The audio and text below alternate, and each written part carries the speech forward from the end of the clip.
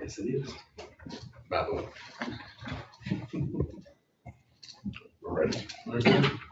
Yes, sir. Okay. I now call to order this regular meeting of the Roby Consolidated Independent School District of the Board of Trustees. Today is June the 14th, time is now 6:02. Present. Need to go to carry on. Gordon Edmondson, Mark Harris, Stormy Raspberry in person. We're waiting on Kevin Kelly, should be here in a minute. So I verify that we have a quorum of board members present per provisions of the Texas Opens Meetings Act, either in person or through video conference software. Mr. Carter, will you verify that we comply with the Texas Open Meetings Act provisions concerning the notice of this meeting? Yes, sir. Mr. Edmondson, would you bring us invocation, please, sir?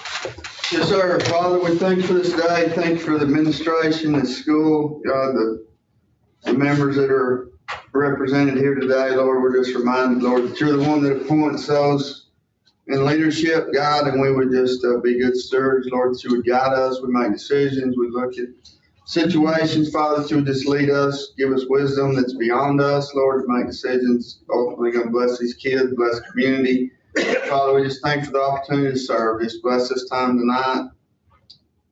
Help us to do what we're supposed to do in a way that honors you. In Jesus' name, amen. Amen. Thank you. We don't have anybody for public comment or speakers at this time. No special announcements. Okay. We're going to run the agenda as presented. Yes, sir. Let's see where we are. Any acknowledgements or appreciations? No, sir. You have a comment right here. Paper copy? Yes, sir. Wow, work off that. You move into Campus report. who's going to give us campus report? That would be Ms. McWilliams. I'll do that. Okay, as we go through the summer, we do a lot of planning to really, that's the primary focus of the summer is planning for the upcoming school year. And as we're doing so, we're trying to keep our district priorities in mind. So first, we're wanting to focus on getting our kids the most diverse learning opportunities, trying to help them gear toward a future focused culture as far as careers and things like that go for them. With our current staff, we're going to be able to offer these options for our students in CTE this year: Principles of Health Science, Introduction to Culinary Arts, Principles of Education and Training, and an additional technology elective. We haven't determined that yet for sure. We will continue to offer an extra ag class in our elective slot for kids to choose from, as well as art and theater for fine arts. We are hoping to foster participation of our students in as many extracurricular areas as possible. So some new elective options for our kiddos this year at the high school. If we can strengthen connection between school and local businesses, that will help tremendously as well. We're hoping to get some of our high school kids down at the daycare through that Principles of Health Science. If we can get any time shadowing in the hospital, or even a tour of the hospital or the clinic, anything like that that we can do to kind of connect them to jobs here in our community, as well as an exposure to outside of our community options for them as well. Graduation plans and endorsements have been updated with Ms. Loomis for our high school kids. The schedule is a major task for summer. I have a plan to work with, but still kind of waiting on having staffing finalized to complete that. Student schedules will follow that, with options for high school students to come pick up their schedule and make changes as we get closer to the fall. We have staff working on getting summer comp days scheduled and completed. Retaining a high quality school staff is one of our highest priorities, and helping them make sure they get the training that they need is a major consideration in the summer. This includes planning for professional development in August and annually required trainings that can be completed online in the summer. We do have some areas of concern as we go forward. Our STAR scores were not what we had hoped for. We have room for growth for sure. One area that we do hope will help us improve is a new program that we're taking on called Renaissance Learning. That's a really huge program, really. It starts with Accelerated Reader in the library. That's the name most people know Renaissance for. They have several kind of much further reaching programs that we are taking on this year. So one is called Freckle, and it will cover all 4 core areas for kindergarten through 12th grade. So our kids will be getting more than just in Imagine Learning, which is the program we've been using for reading development. These kids will be getting that same development across all 4 core areas, which we expect to see major growth from. Students and teachers both will be able to use individual diagnostic assessments that will be used to raise STAR scores and increase student success completely across the board.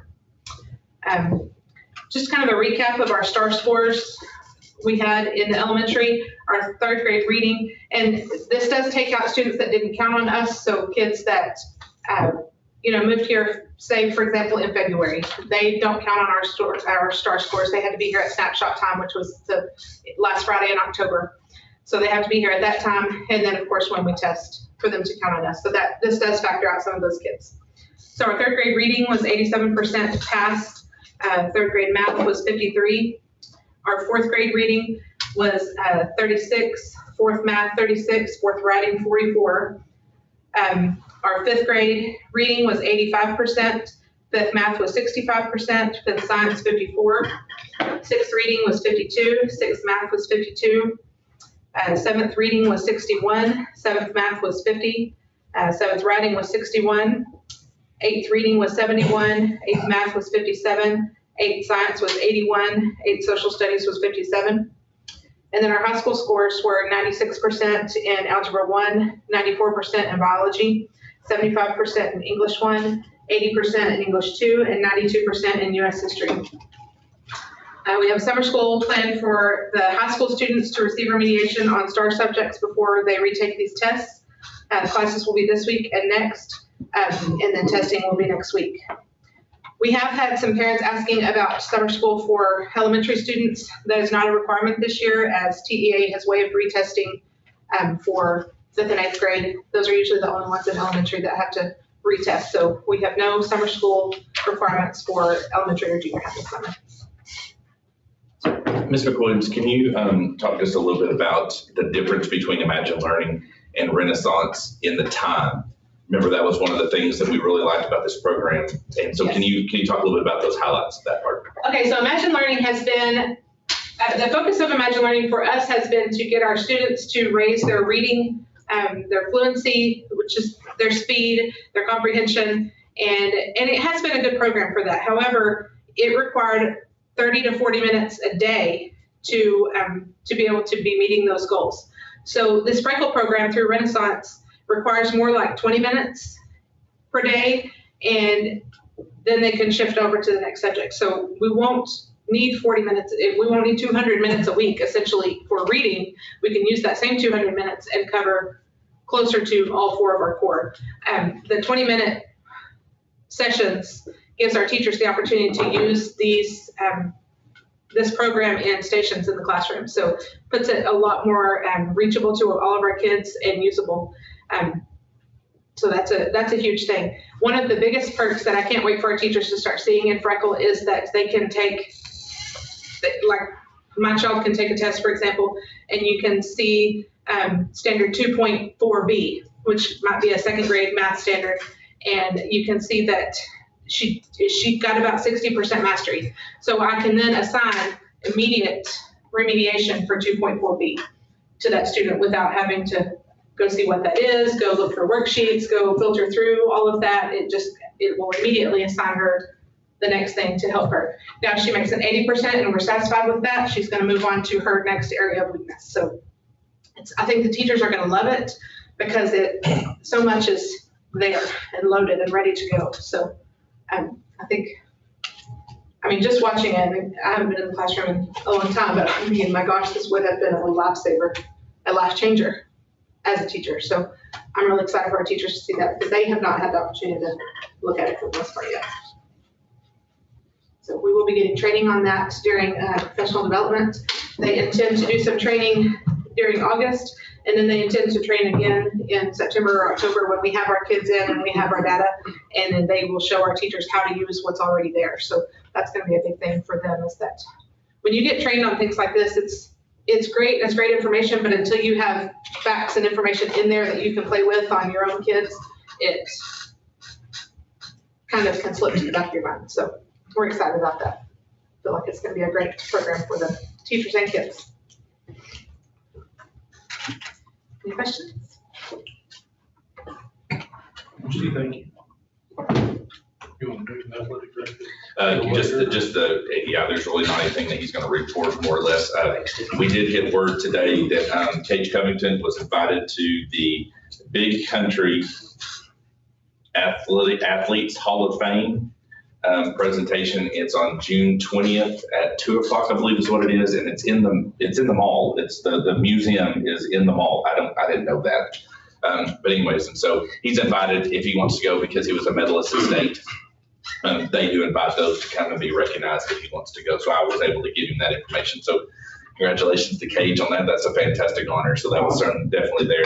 I know that this last Saturday, our kids went over and sweated just a hair while they played 6-on-6, and so that was a fun time for them. They got to go out and get a little bit of play time in. Coach Tarbutton was down, got to watch them. Coach Humphreys was over there, and so we had a pretty good representation of the people over there watching them. So it was a really good time for the kids and for the staff as well that they were over there. So those are two good things going on. Coach Humphrey and Coach Hampton have already started meeting, and Coach Piskey has been up here with them. And they've already started working on things that they want to do in the basketball programs. And so they've been really aligning. So that's been a really good thing. So once we get Tarbutton down here, then that'll help us to really get aligned. And I think that overall, Ms. McWilliams said that they were down there today. They didn't have to be down there. They were just talking. So it's a good collegiality, which is one of the things that we definitely wanted, was having that, collegiality across the board. So I think that's a fantastic thing we're looking at. So that's definitely a good boost to confidence at this point in time. So that's pretty much all I have to report on that. Move into business and finance. Yeah, she's awake, so she can. She is awake this early. Hey, it's still early, God. Okay. I'm sorry? Miss Lakey, can we postpone this till at very end? Would that be okay? Sure. Well, I'm here for y'all.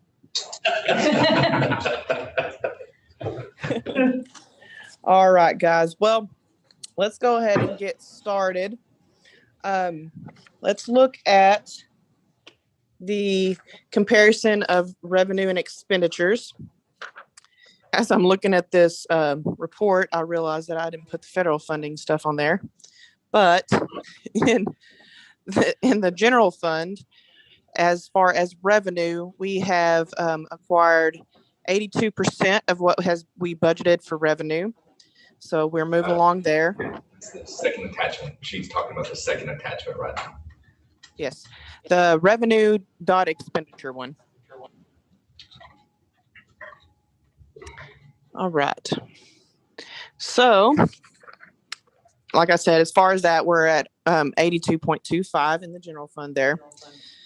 You can see that the 240 is right underneath that. And realized revenue to date for that is $144,000, 711, at 78%. If you go to the second page of that, it'll show you the expenditures to budget. And as far as overall in our general fund, we have spent 73.73% of our budget.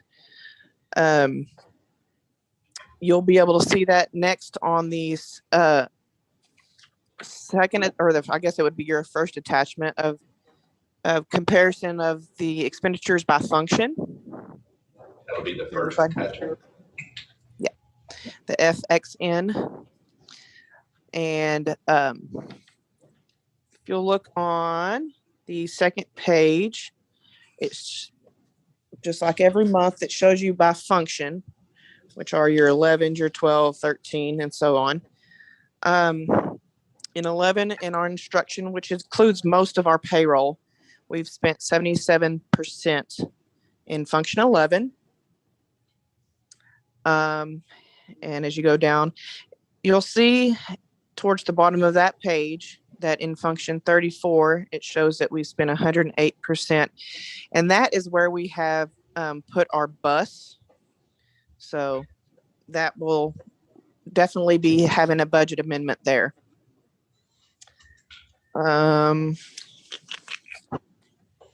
In our extracurricular budget, we have spent almost 69%. So we still have a little room to wiggle there. And then 53 is our function 53 is our data processing. That's where a lot of our SSA stuff with the service center comes out of. So we have just spent or paid the last bill for that. So that one should stay right there where it is. Our daycare is at 65%. And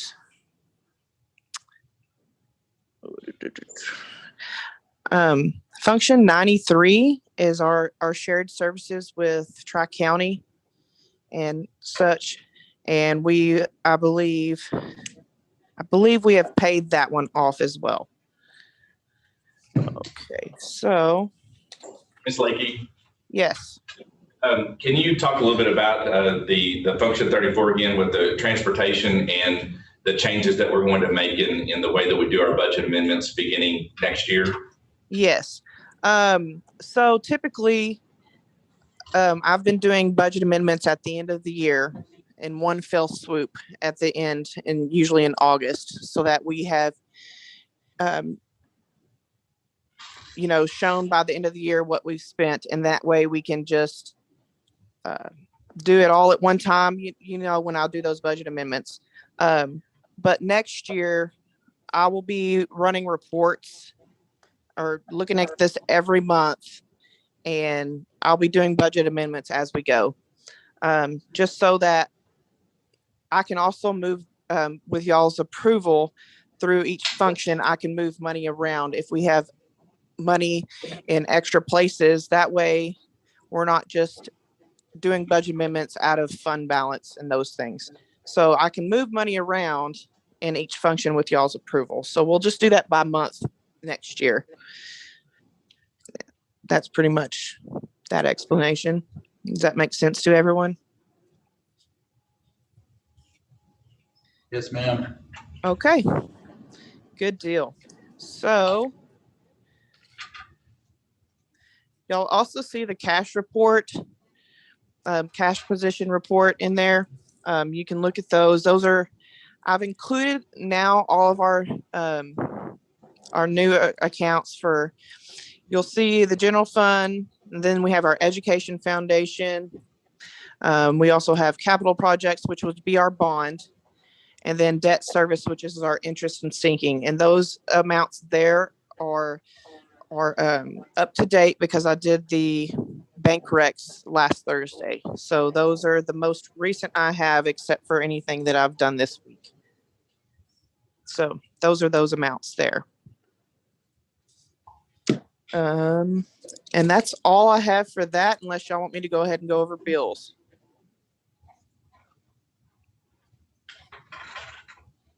Whatever y'all want me to do. Go ahead and go over the bills while we got you here. Work right on that consent agenda. Okay, well, let's go ahead and start with May then, if everybody pull that up. This will be consent agenda item C. Yes. Okay, this one is 3 pages. This is for May 11th through the end of May. So you'll see the education service right through that middle of that front page. That's what we pay to the service center every month.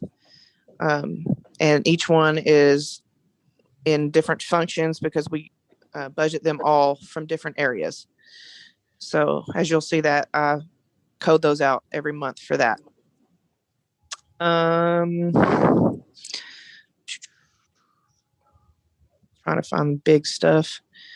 There's not much on that front page other than that. On the second page,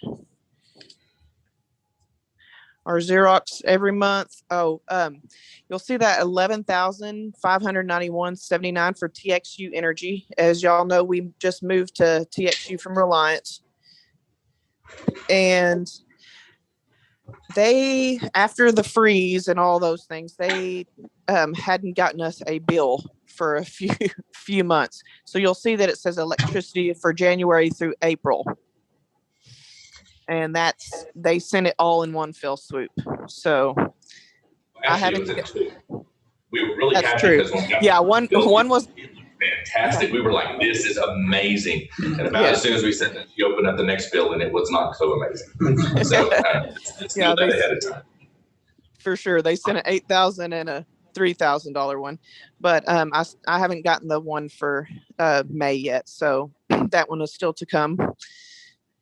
And the rest of that page is classroom supplies and things that that the teachers have a budget for. So they've ordered their things that they would like to have extra in their classrooms.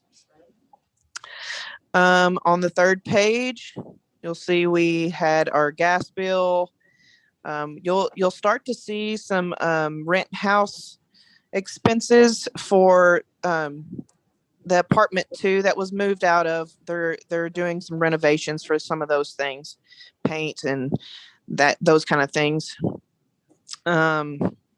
We had supplies for the gym floor that they do every summer, and that was $2,900 for that. And then a few things that we get at the end of the year, some renewals. Those always pop up at the end of the year, or all throughout the year mainly. At the bottom of that, you'll see we have cheer camp coming up, so we'll have a few expenses for that, but they pay for the majority of their things through fundraising themselves. And that's good for May. And then last one will be on June, if y'all open up that one. And you'll see also some repairs for coaching house, our water bill, which was $1,400. Our phone systems every month is $749. There's some more apartment 2 expenses. And then also towards the bottom, you'll have one for TASB, and that is the Summer Leadership Summit y'all will be going to. That's y'all's registration. And then ours copiers. And then on the back page, on page 2, there is a fee for $13,000, and that was for them moving the new house to that lot. And that's what we paid them for that for. So that will do it for the bills. Anybody see anything or have any questions on that? Let's get back up to the previous board minutes. Cantor, anything else? I think that's good for now. Thank you, guys. Thank you. Yes. All right. We will go into mine now. Gonna go ahead and knock out the A, B, and C. Would you like to? Go ahead. Sure. Get that done. Mhm. While we're already on. Everybody look over the previous board minutes.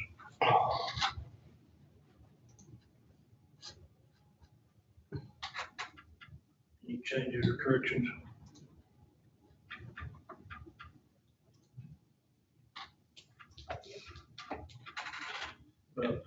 And then on the tax report, I'll have the graphs and stuff in my report.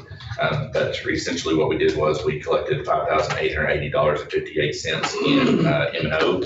And then we did have some, have some prior year delinquent M&O, 71469. And we did collect 22 cents in INS collections. I So was gonna ask that when she was talking about, she already had a number on INS, where that comes Yes. from, and are we gonna apply the old INS to our new? it's in an account. So in other words, it's interest and sinking. We can use that to, into the other. But yes, so when you see the INS now, it is from the previous month.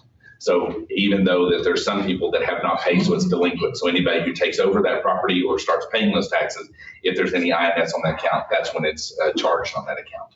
And so we typically get some in, but anyways, we did get 22 cents in.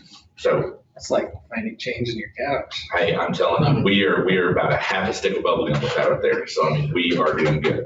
And then so we had a total collection bill or collection check of $76.95.30. So that's what we currently have. And then I'll show you the charts and stuff in my report. You wanna go ahead and approve the consent agenda items A, B, and C? I'll motion to approve the consent agenda items A, B, and C. I'll second. I have a motion and second on the consent agenda. Any other questions? All in favor, say aye. Any opposed? Majority passes. Now we'll go back to the superintendent's report. Okay. On this report, I will share my screen. Remember.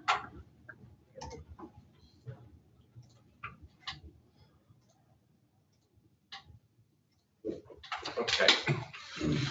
In my report, financial summaries, this is what we just talked about in our, we collected 5880, 58 for our monthly collections, and then 71491 for our delinquent roll. And that was just for the basic collection. For the current collections only, you'll notice that here we are in May, that we're right in line with where we need to be, which is not very much. Most of ours comes in the months of December, January, and February. Next, we did receive a $121,716 check from the Foundation School Payment Program. That brings our FSP state money up to $1,533,247. This is also in y'all's reports as well. Then we have revenue to budget. We have currently, we are actually over what we were anticipating for our local. So we were anticipating $1,555,000, and we have $1,558,000. So we're over about 25,000 so far. So that's always good. Currently, we're estimating to have 2.5 million in state revenue, and we currently are at 1.7. Remember that we do receive multiple checks in July, in August, and then in September. Okay, and then we'll have actually this year we're targeting that we're actually going to have a positive payback. So in other words, we're going to get extra money from the state as opposed to giving it back. And so then right now we have estimated 4.4 million in all funds, and we are currently realized at 3.343. And so that's right where we need to be. And you'll notice that on the federal funds, we're almost close to collecting all of what we expect to have. Revenues to realize to budget for our expenditures, we are at 2.9, and we are estimated at 4.0. And so we are currently still tracking on that. And so hopefully we'll have some money left over that we can put into fund balance or use to do some additional projects. Right now, we ended the year with 315 students. So if you look at a historical perspective, we are currently in a really good situation. We're on a trend. We're on a positive trend. That's a good thing. And so, and if you look from 2013, we were at 238 students, and this year we're at 315. So that's always a fantastic thing to look at, is to see that upward trend. Next, we're looking at, this is the final report. So you're not going to see anything about not final. This is the actual final FTE. This is what we're paid on. And so at the end of the year, we're going to get paid on 291.213 students. We built the budget on 272. So that's always a fantastic thing to see. Now we're going to look at some of the graphs. And on this graph right here, this is going to look at enrollment versus what we got paid for. So the enrollment is going to be the gray bars. That's how many are actually enrolled in that class. And then you'll see that the lines, that actually is telling you how much we actually got paid for based upon their attendance. If a student was here, if all grades reported every single day, all year long, it would be at 100%, if that makes any sense. But that is not, feasible. And so you'll see all the way through that we're sitting in a pretty good position all the way through. There is an anomaly in grade 12, just so that everyone understands that. It's the seniors did not have 100% attendance rate. I assure you of that. And so, but the deal is that we did lose some students to early graduation. And so their number dropped, but the amount of attendance actually met at the same amount. So really it looks weird, but it's not. So it's just to understand that we ended the year with this many seniors. We ended the year with attendance, the refined ADA was about the same amount. It does not mean that we had a perfect class of 100%. Okay, we had several students that did not. So we ended the year with 315 students. We had a 291.213, and we built our budget on 272. And so you'll see, as long as the red is above the teal, we're sitting in a good position. Attendance rate summaries. This is something that we're going to continue to work on, because what we're looking at is the gray shaded area. That is the target. That's what we want. We want all of our grades to have an attendance rate above that grade line. And so you'll notice that EE pre-K 1, 2, 4, 6, 8, 10, and 12, apparently even grades were, they like to come to school a bit more often. And so then those were above the 97% target rate for us. And then kindergarten, 3, 5, 7, 9, and 11 were below. And so now when you look at grade 11, that is not 0%. So when you see how low that is not, if you look at the over on the side, it starts at 95%. And each one of the lines is 1%. So I don't want you to think like that they had a low percentage. They were still sitting at about a 95.7, which is still theoretically good, but it's not a target area that we want to be at. We want to make sure that our target is 97, because when we start building budgets, we build it off of 97. That's the magic number that we try to work on, is off of a 97. So overall, we had a 97.15, and that we had an attendance target of 97. So our teal line was above our grade, and so we're sitting in a good position. Now, this is something that I want to bring to you guys this month, and I'm sorry this is not going to be long. I'm going to go through this pretty quick. And so as you heard in Ms. McWilliams' report, and you'll start hearing a lot from us, is that everything that we do is going to target one of our priorities. Everything that we do is going to fit one of our priorities. We're not going to be doing anything in this district that does not fit one of our priorities. If it doesn't, we're not doing it. Okay, but you'll notice that when you look at our priorities, everything is within there, but we want to make sure that we're targeting each one of those with intent. And so the first one is the safe learning environment. That handles our student handbook, student code of conduct, our drug testing policy, and our transfer policy. Those are things that we're going to be continuing. Some things that activities that we're going to be continuing is the random drug testing, parking permit for students and staff, drug awareness week, school health advisory, threat assessment, safety drills, cybersecurity planning, and cafeteria and meal planning cycle. And so what we're doing on the cafeteria is actually we're going, instead of a 6-week rotation, we're actually meshing that down into 4. And so what we're doing is we're analyzing the meals that actually students eat, and we're putting those into one so that they're introduced more often, so that we'll have more kids that will be able to eat and not throw away food. That's our goal. The other thing that's exciting is we are working on, we very well are looking at that we're going to be able to offer free meals for all students next year as well. And also on top of that, the state's going to pay us at the higher reimbursable rate than what we had this year. So it's actually a better fiscal situation for us as well as for our students as well. So we can't formally say that out loud, but that is what we are working on right now. So Ms. Atkinson and the Region Center is working on that. Some things that we're currently working on and developing that will start out next year is we have InterQuest canines that are going to be coming in and doing drug inspections. We're looking at doing a self-defense opportunity for our female students, staff, and community, where we bring in a self-defense expert and actually let them have a night that they can go in and learn some self-defense. Just something that, I feel, definitely me having a daughter and wife and those sorts of things, it's always wonderful to bring in things like that that can help, empower women. So that's one of the things we're trying to do. Student staff identification cards. This is safety and also other convenience as well. A lot of times now, if you go into a store selling us, they have a discount if you have a employee identification card. Well, we don't have anything, so we're going to work on getting that for the staff, but then also for students, if they have an ID card, when it comes blood time, when they give blood and go places like that, they've got to have cards if they don't have driver's license. So that's one of the things that we're working on. It's not something that they are mandatorily having to wear. It's just that we want to make sure that they have that and we can utilize benefits if necessary. Next, we have the cohesive challenging academic program. That is going to be the master schedule, the dual credit policies, the career assistance program.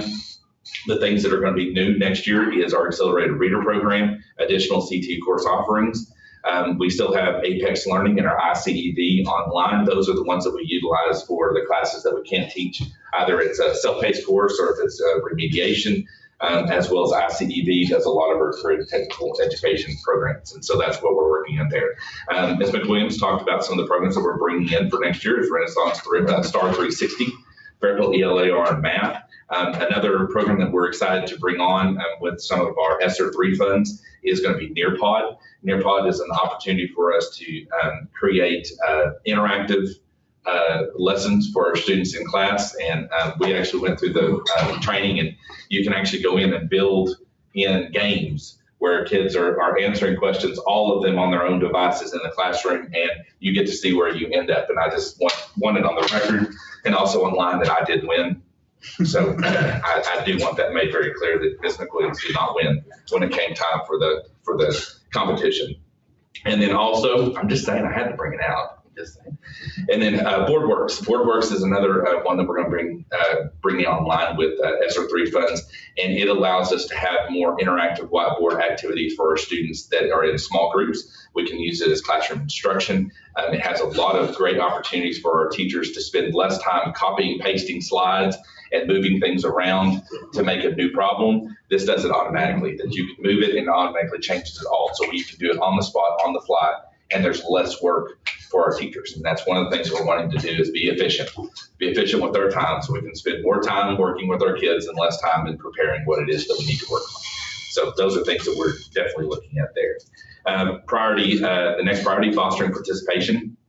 We are working on an extracurricular handbook. So in other words, the athletic handbook is going to be gone. The NHS handbook is going to be gone. We're going to have one handbook. And so there will be individual sections for the specifics, but overall we want to have one handbook that has one expectation across the board as much as we possibly can. And then we'll kind of customize where necessary. Activities that we're continuing is athletics, FFA, UIL academics, NHS, and NJHS, where UIL academics also takes into account art, those things as well. The other ones that we're developing is an extracurricular committee. And so that will be all of our extracurricular sponsors. We will have a meeting several times throughout each semester to make sure that we're all on the same page as to the scheduling. If there's any problems, if there's any concerns, those types of things, we just want to make sure that everybody's on the same page and everybody is communicating with one another. So our athletic department is going to be talking to our NHS. Our NHS is going to be talking. So across the board, we're going to be able to have a collective conversation. So that's one of the things we're working on. We are researching the opportunity of offering esports. We do have some kids that are interested in that. And so that's something that we're definitely looking at. Not something we're able to say that we're going to do right now, but that's what we're working on. Also our showcase. And so we're going to actually, I know that we showcased for you guys and hear some of the art, but we're going to try to build some time that we can actually have parents come up and see the artwork, and have the kids present their artwork to their, so definitely not just our high school students, but all the way through. And so I think that's something that's amazing for us to be able to offer. So we're working on that. We're going to continue the Pixel Lock camera system. And we're going to start using the Team app for all of our sports programs. And then we're working on looking at scoreboards for the gymnasium and the softball field. The gymnasium ones are on the blitz. We may not make another year. So I'm in the process of working with the different companies to figure out which ones are going to be best.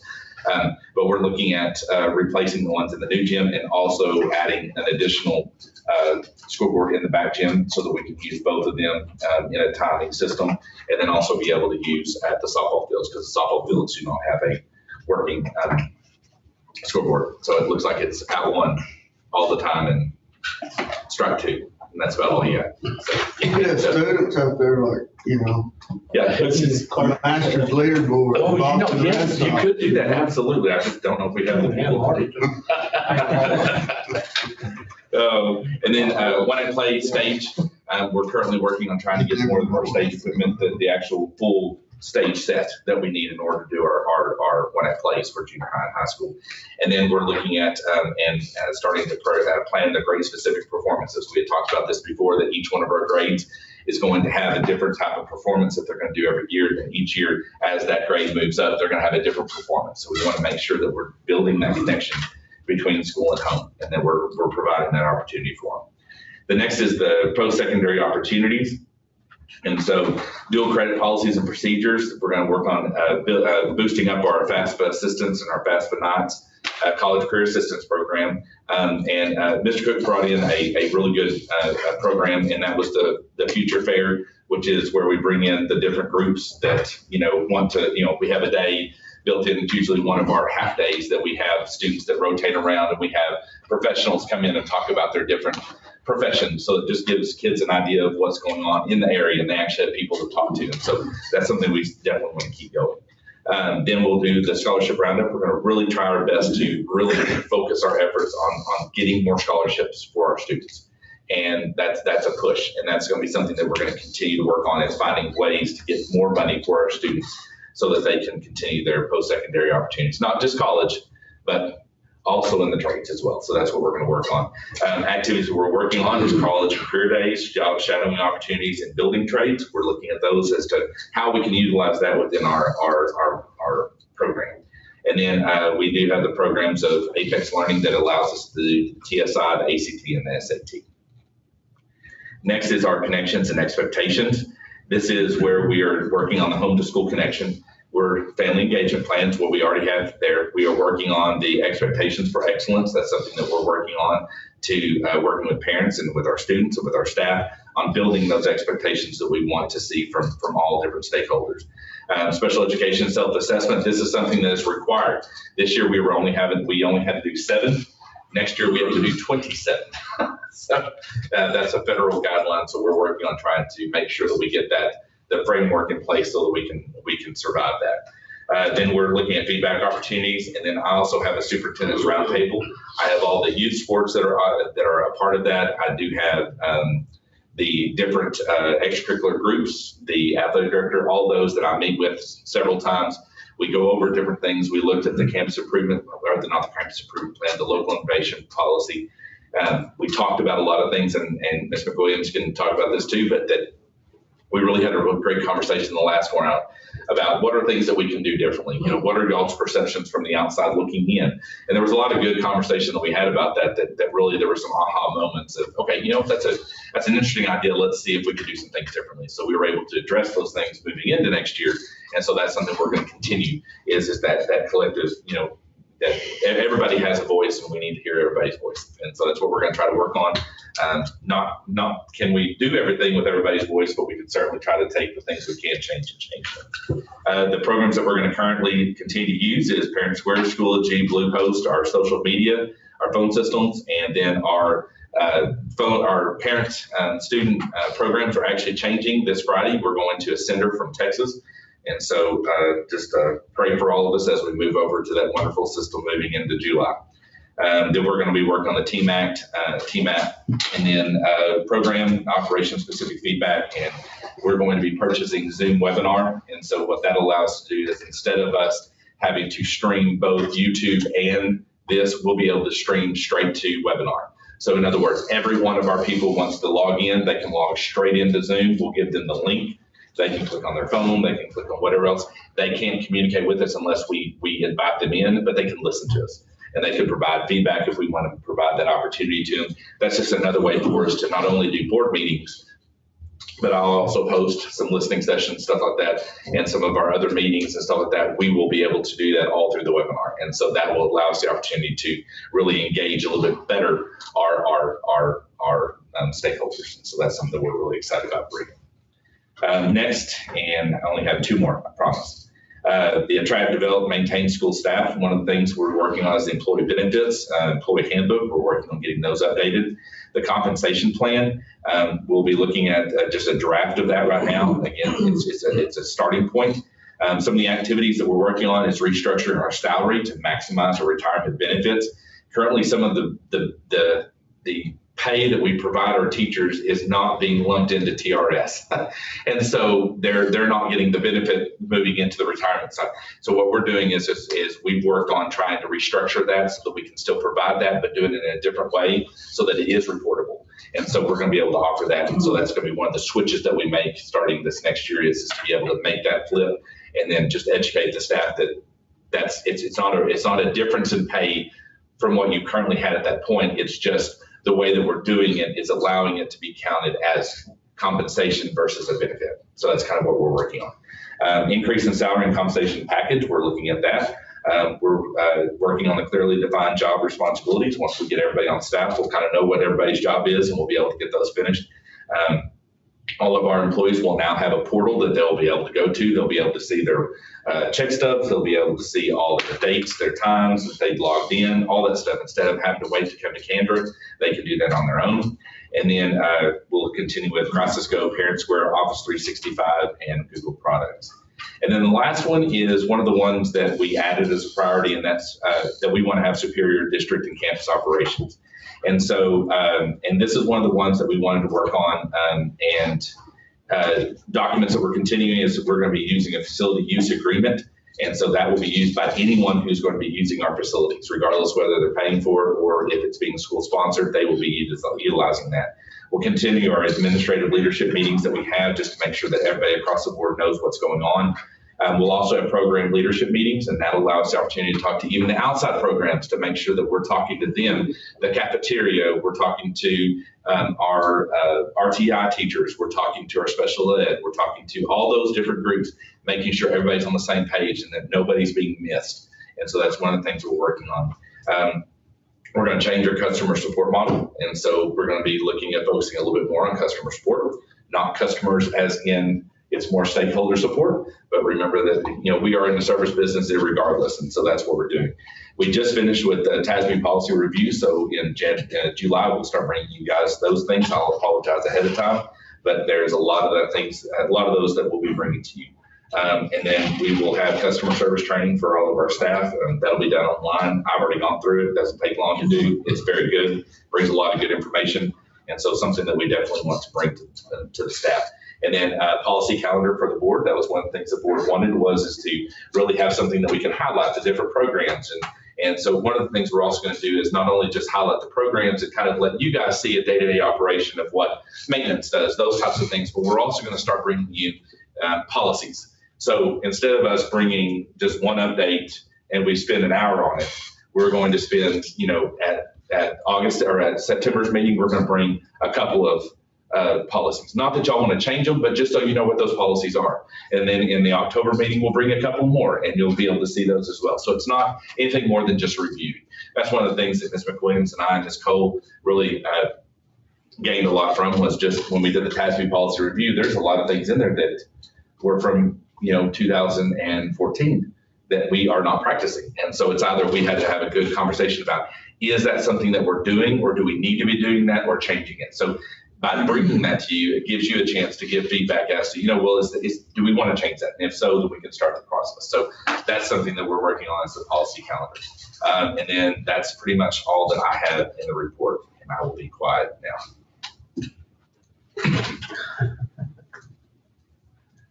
You're welcome. That was very good, Mr. Kirk. So we'll move into item A, consider for approval of TASB update policy 117. Yes. All right, and Coach Tarbutton is also along with us now. There he is. Hey, Coach Tarbutton. Hey, how are y'all? Doing great. Okay. So if you guys will look at agenda item A and then update 117 comparison, this is going to be the first one we'll talk about. And you guys tell me how in-depth you want me to get. And so I will go as in-depth as you want to. Majority of these were legal. And so legal is something that you don't change. So that's legal is something that comes from the legislature and we have no choice. And so the ones that you're looking at for the locals is the ones that you have local decisions on. Looking at page 2, The purchasing authority, this one is over, in other words, what is it saying is that anything over a budgeted item that's $50,000 or more, regardless of whether the goods or services are competitive, it requires board approval. Now, that does not in the event of a catastrophe.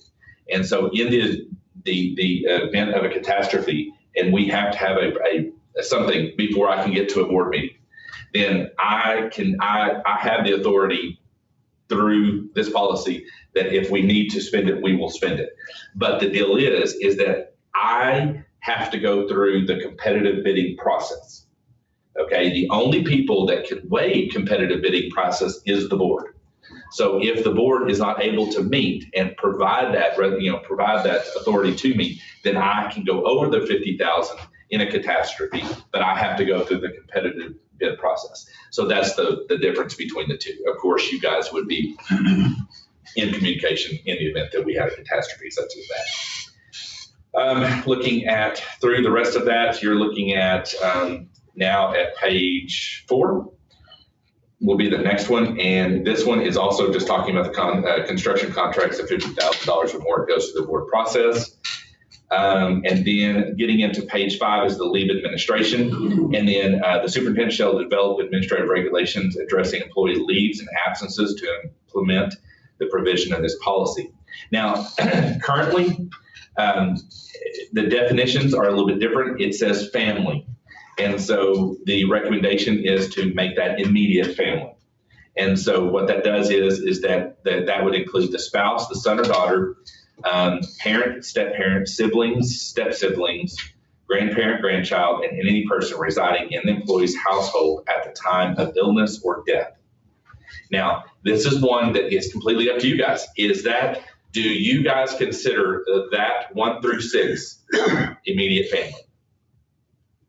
And if not, please tell me which ones you would want to either change out or add to so that I can give that policy to them. And so that's completely up to you as to deciding on exactly what you consider to be immediate family. Does anybody see any of those that you disagree with? That's pretty broad to me. And some people want it broad, other people want it specific. And so again, this will be the policy that we follow is what you guys tell us. So do you want it broad or do you want it more? So this would be if they need to take a leave for a funeral. Well, immediate family would be depending upon whatever policies we have. So if we have a bereavement, if we have any of those, this would be what we're considering as immediate family. Sometimes aunt and uncle. I mean, I don't know about you. Well, like TxDOT doesn't, then your wife's. Yeah. Your husband, your wife, and your siblings, period. They don't go abroad. Yeah. Because they don't, in other words, you can take off, you can be in your. Okay, so say that again. What is it? It'd be just your spouse and your husband, wife, children. And that was it. Your current immediate, okay. It's immediate family, that's what they. That's your immediate. Because they're to say my nephew, they so far as what they honor, like I said, you can take off, but it's the point of, they give you so many days, how far is it, and distance, it goes on and on as far as your distance, how you got to travel. And one of the things that I could tell you on this is that you could technically, if you wanted to go with more of a scenario of what Mr. Carrion is talking about is looking at doing 1 and 2 and then 6. That's the one that you added as far as those that living with you. Yes. As far as that. Yes. But 1 and 2 would hit spouse, son or daughter. That would fit what yours is, but then also anybody else within your household, because again, you may have your grandmother that lives with you. That was a good one to add on, because the days we live in, you always imagine a grandbaby or grandma living with you. So this is just for like absent, that when they're gone and they don't lose days.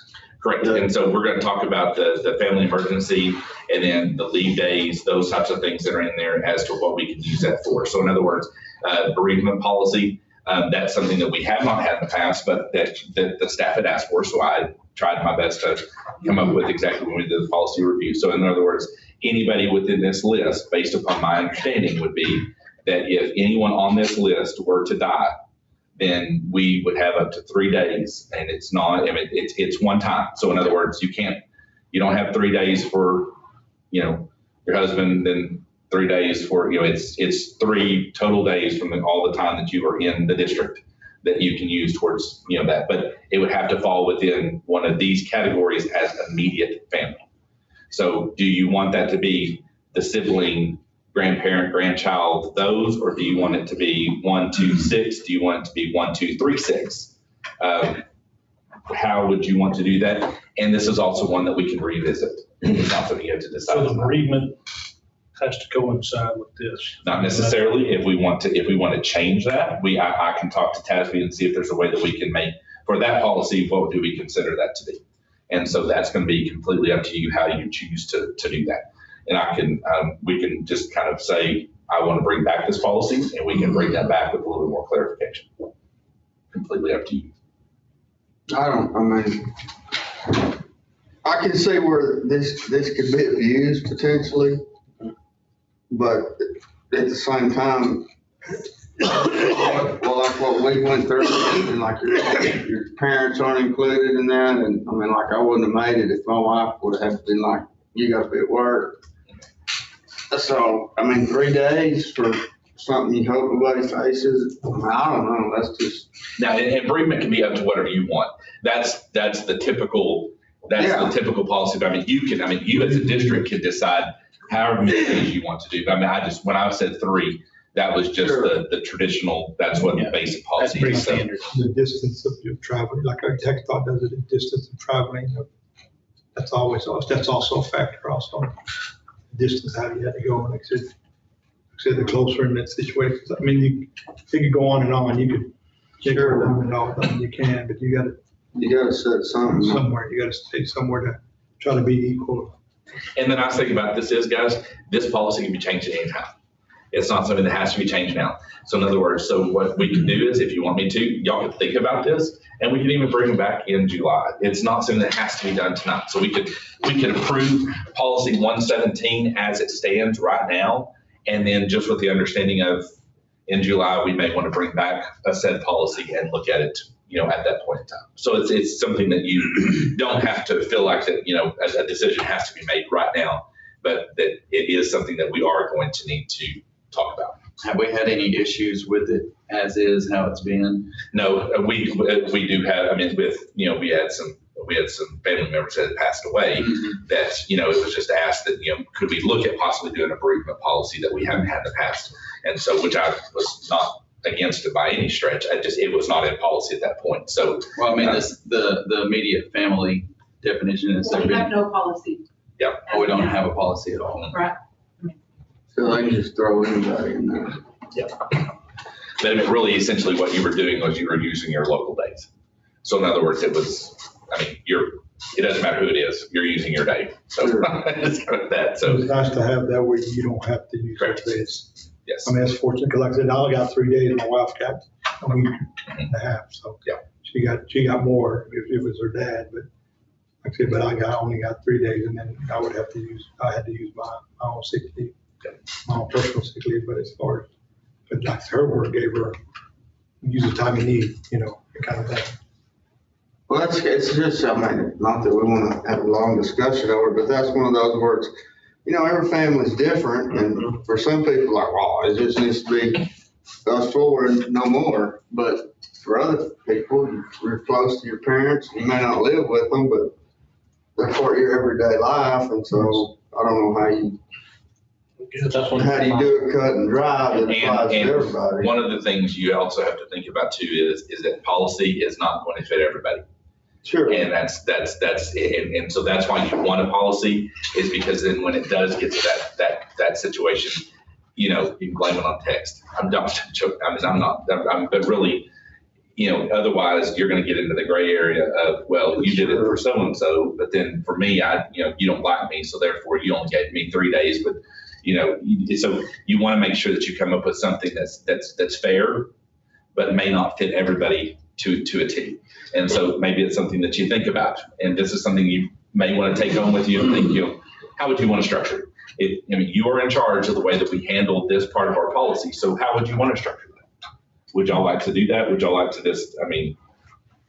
continue the thoughts of this, or do y'all want to try to make a decision tonight? Well, the one thing is, it's probably best to kind of at least just in general get something set, but have it come back where we can think about it. Because then it's, in case we don't, there's something in place. Yeah, I agree. Nice to have one.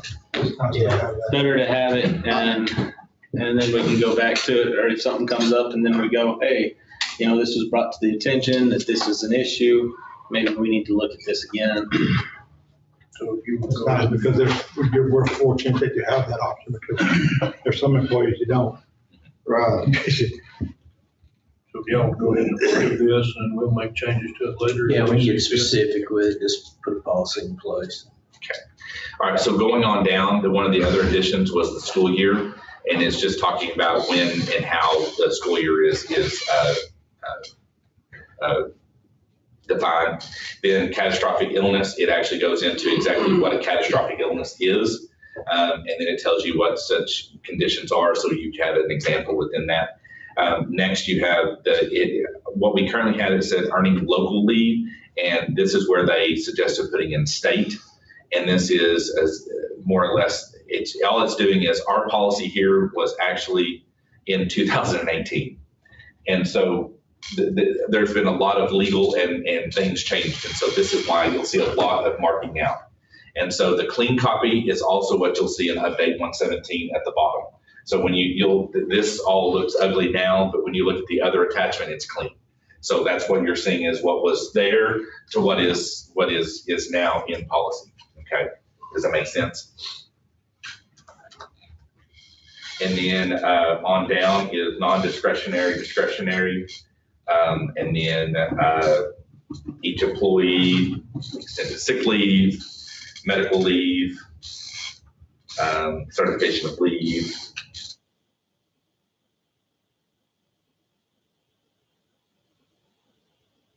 here, didn't we take out, if you take a sick day or whatever, we used to deduct for the substitute, and now Correct, we yes. don't? That's correct. Yes. Well, that wording is still in this one, Okay, are you looking at the marking? Are you looking at the not marking? non-marking. Okay, where is it at? What page? About page 9, 9, okay. which would be 5. Top of the page. The top of the page of 5 of 7. Compensation and benefit leaves and absences. Okay, that's extended sick leave. So extended sick leave is at the daily rate. It's not your local days and that you currently have within the district. Used to, we had we subtracted out the 60 days for the substitute, and they also lost their day as well. That part has been taken out. But for extended sick leave, it just means that you're using more days, but you're getting your daily rate taken away, but you're guaranteed your job is still here, if that makes any sense. Did I answer your?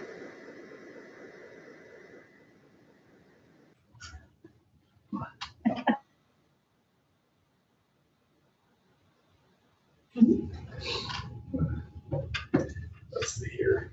Okay, so let's get off of that one now, and let's move into agenda item on the DECLX. It's the second attachment. This is going to be the clean copy, just so you guys have a copy of that.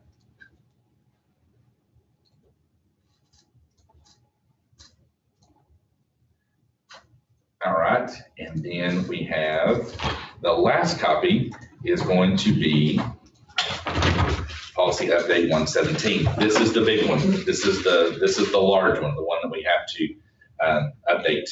And this, you'll notice on page 2, this is actually what all is in here.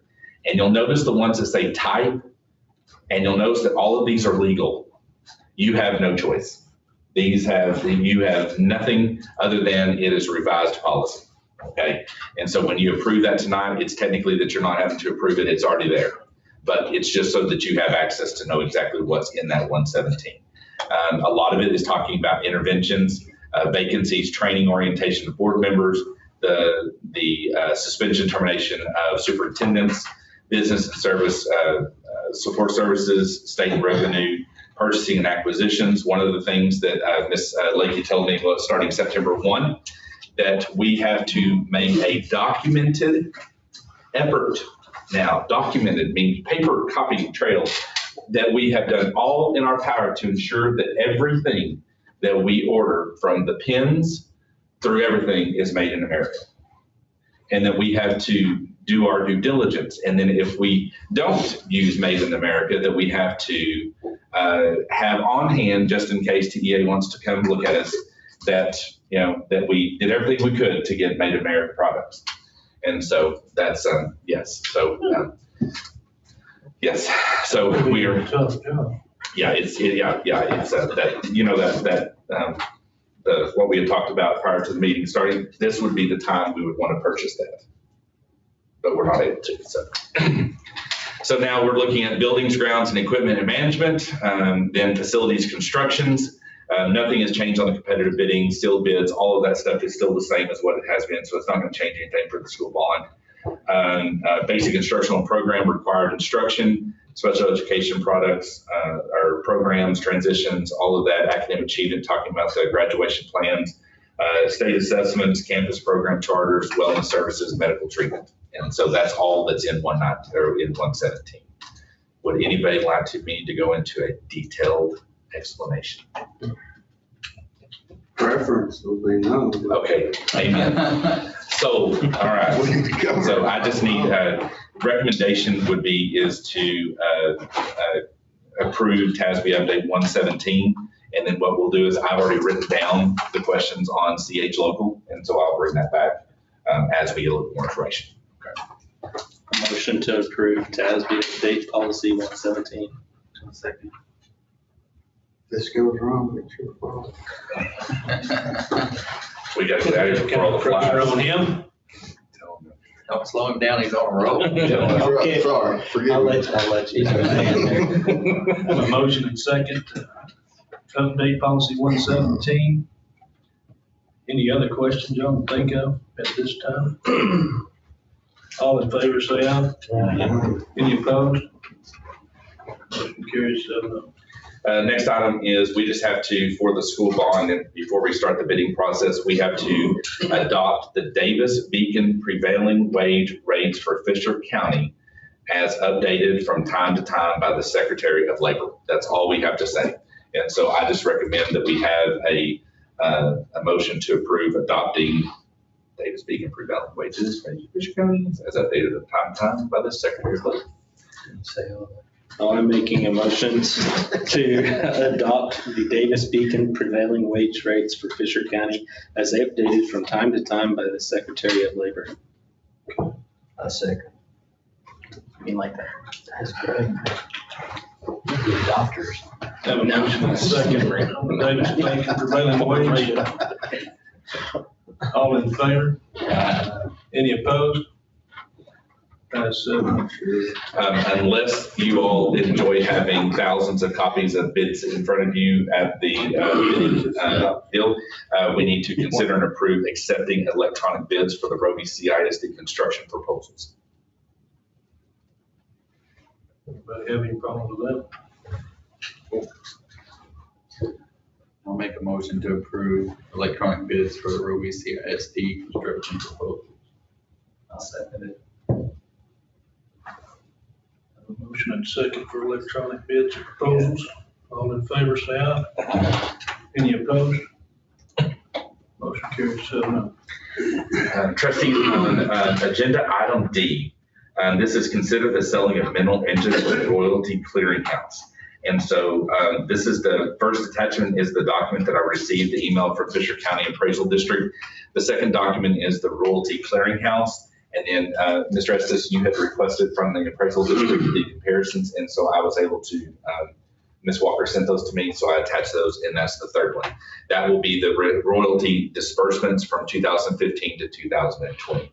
And so this is completely up to the pleasure of the board as to whether or not you would like to consider selling. I have no recommendation. So.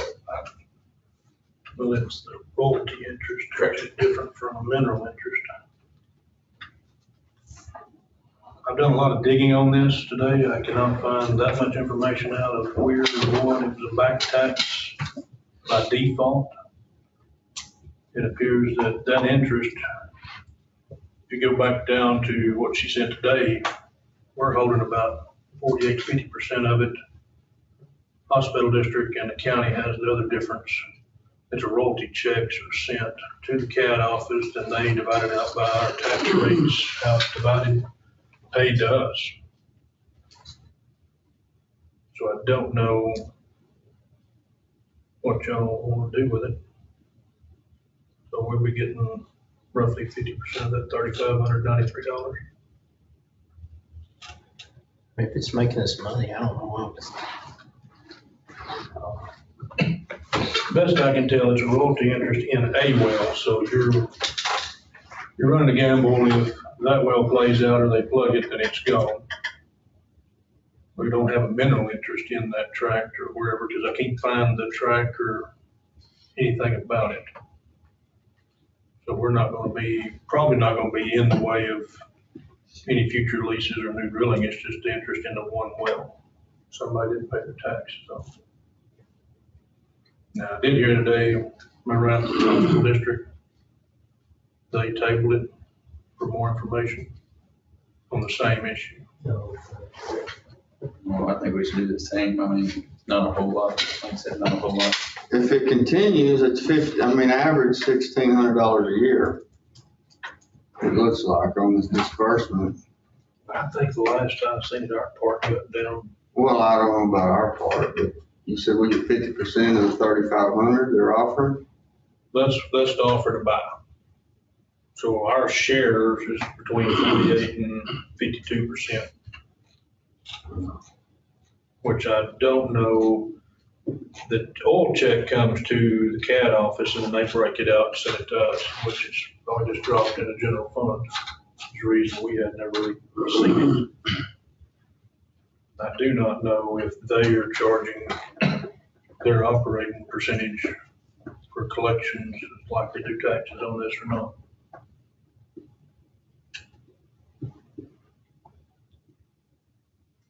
It seems like the second line there, it'll show you Roby CISD at the tax rate and a percent share. That was our yearly amount that we draw. Yeah. So in 2015, you were at 1,100. Yeah. 2016, 712. Went up 1,000. 826, and then 811, and 341.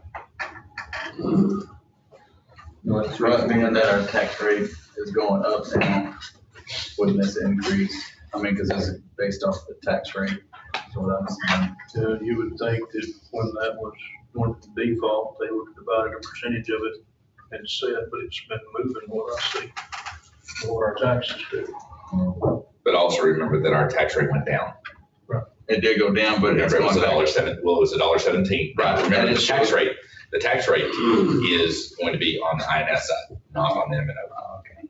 So but you'll see $1.06, and then in 2020 we went to 96. Well, this is not even showing the county INS on there either. I think we should wait till we get more information about it. I'm in agreement. Anybody else think anything? So if you'll just make a motion to table this to the next regular meeting. I'll make a motion to table this till the next regular meeting. Second.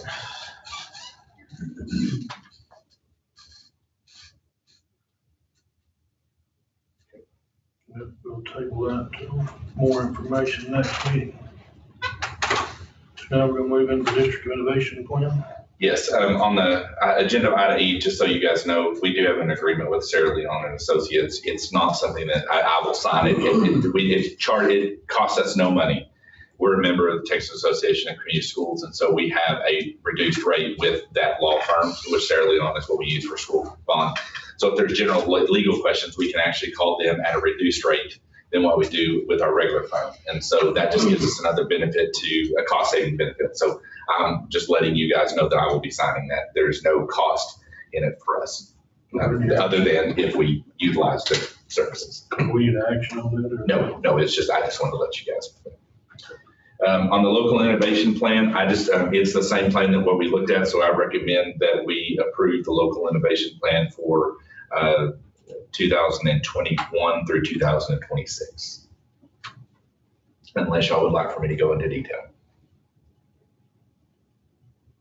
Anybody have any questions on the district innovation plan? I'll make a motion to approve local innovation plan from 2021 to, what do you say, 2026? Yes. I'll say. Have a motion and a second. District of Innovation Plan for 21 through 26. Anything further? All in favor, say aye. Any opposed? Motion carries 7-0. Trustees, on item G is to review the SOIL report for the bond. There's no consideration of this. The SOIL report did come back, and you have the actual SOIL report in front of you. And I did get off the phone with WRA after looking at this. And the two options that we have is to have the dirt work. Essentially, in more or less terms, you can talk a little bit more about it, but it's the taking out the dirt, repealing back the dirt, or using the piers. And WRA, in all of their drawings and all their schematics, they had already used the dirt. That was their assumption from the beginning. So all of the current specs and everything else are not changing based upon the SOIL report. And so for the most part, that WRA and both Gallagher, I'm waiting to hear back directly from Gallagher's big guy, but anyways, he's not a big guy, but at the upper level. And is that it's really not going to change anything in the cost estimates. And so it's really nothing more than just that, we do have a foundation underneath that, which that's not an aha moment for anyone. So that is just a matter of that. But anyways, they said that was already in the plan. There's nothing that they're going to have to change the schematics or anything based upon that. So they're going to go with the dirt, not with the piers. And so that was the only thing, the difference on the SOIL report. It's gonna have to jackhammer what they need, the jackhammer, and just leave the structure there. Where the old elementary was, they're gonna take out 5.5 feet, pull it out, replace it with good soil, hydrated back in. Might find a couple of shoes down there when they get there. Then over here where the, see one back they there. drilled into a sidewalk a foot down, and they think we gotta move the whole thing again to get to that. Well, it's just your flow line. If you have any, you don't have no drains and nothing like that on it, and that side. Everything goes to that little channel anyway to that. Everything flows out of that teacher's lounge going to the street to the east. And then we will lose our well, the water well. We will lose it. So That's been there. So, but I mean, it's one of those things that, Use it on. exactly. I mean, it's really only used to water the front, so we'll just be using city water at that point in time to do that. Which one was that? Do it. Behind the auditorium. It's just- In between the auditorium and the playground, Waste that of water well space is right there. there. They've been there for 11 years, but nobody's come using it. Want to run the garden hose over the top of the elementary school. Yeah. Well, you'd be amazed how much cost you save in a certain amount, you can balance it out, but no, it's really something we can sponge it somehow or another. Drill another. Yeah, you don't want to drill a well right now, but it's $5. Goodness. Yeah, we got the man right there. You approach- He done broke that one up. Yeah, I think he said, I hear a donation. Once. No comment. So no action we need to take on the SOIL report. Man, did you see how fast he went? Man, he was ready to move on to the next item. Moved on. We'll move that building over.